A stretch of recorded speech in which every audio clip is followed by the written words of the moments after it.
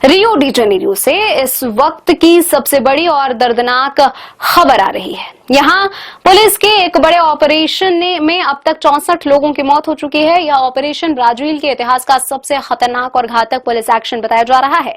आखिर क्या है पूरा मामला? कौन है वो लोग जो इस खूनी झड़प में मारे गए और रियो की झुग्गी बस्तियों में इतनी हिंसा क्यों भड़क गई? आइए जानते हैं इस रिपोर्ट में। दरअसल रियो डी जेनेरियो के उत्तरी इलाके में मंगलवार को पुलिस ने एक बड़े पैमाने पर छापा मारा। इस ऑपरेशन का लक्ष्य था रेड कमांड गैंग, जो यहाँ के सबसे बड़े ड्रग तस्करी नेटवर्क में से एक है।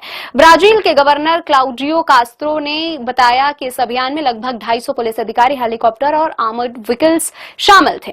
पुलिस का दावा है कि उन्होंने 60 अपराधियों को न्यूट्रलाइज किया और 81 लोगों को गिरफ्तार किया है। साथ ही बड़ी मात्रा में हथियार और ड्रग्स भी जब्त किए गए हैं। लेकिन सवाल यह है कि ये न्यूट्रलाइज शब्द आखिर किसे छिपा रहा है, क्योंकि स्थानीय रिपोर्ट्स के मुताबिक मारे गए लोगों में सिर्फ अपराधी ही नहीं बल्कि स्थानीय निवासी और निर्दोष लोग भी शामिल हैं।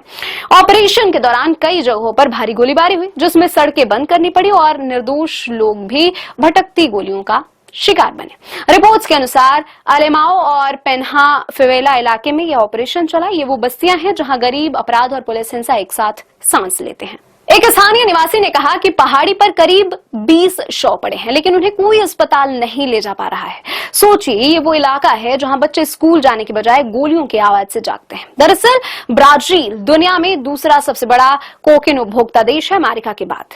साल 2023 में ही ब्राजील में 1,80,000 से ज्यादा कोकीन तस्करी के मामले दर्ज हुए और 1.3 लाख किलो से ज्यादा ड्रग्स बरामद की गई। ऐसे में सरकार और पुलिस लगातार इन गैंग्स पर सख्ती कर रही है, लेकिन सवाल यह है कि क्या ऐसी हिंसक रेड्स वाकई अपराध खत्म कर रही हैं या सिर्फ और खून बहा रही हैं? मानवाधिकार संगठनों ने इस ऑपरेशन को लेकर सवाल उठाए हैं। रिपोर्ट्स के मुताबिक साल 2024 में ही रियो में पुलिस ऑपरेशन के दौरान करीब 700 लोग मारे जा चुके हैं, यानी हर दिन औसतन 2 लोग पुलिस एक्शन में मरते हैं।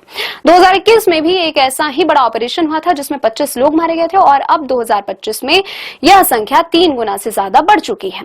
यह मामला राजनीतिक बहस का केंद्र बन गया है। 2026 में ब्राजील में चुनाव होने वाले हैं और मौजूदा राष्ट्रपति लुइस इनासियो लूला दा सिल्वा फिर से चुनाव लड़ने की तैयारी में हैं। वहीं विपक्ष सरकार पर आरोप लगा रहा है कि उसने इन गैंग्स को आतंकवादी घोषित नहीं किया, जबकि दाएं पंथ के नेता ऐसा चाहते हैं। यानी आने वाले चुनाव में क्राइम बनाम पुलिस हिंसा एक बड़ा मुद्दा बनने जा रहा है। रियो डी जेनेरियो की खूबसूरत सड़कों पर आज बारूद की गंध फैली है। एक तरफ सरकार अपराध खत्म करने की बात कर रही है, तो दूसरी तरफ आम लोग डर के साए में जी रहे हैं। इस ऑपरेशन ने एक बार फिर से यह सवाल उठा दिया है कि क्या अपराध पर लगाम हिंसा से ही लगाई जा सकती है या फिर असली बदलाव सामाजिक सुधार और शिक्षा से आएगा? फिलहाल दुनिया भर की निगाहें रियो पर टिकी हुई है। अगर आपको ये रिपोर्ट जानकारीपूर्ण लगी हो तो वीडियो को लाइक करें और चैनल को सब्सक्राइब करें।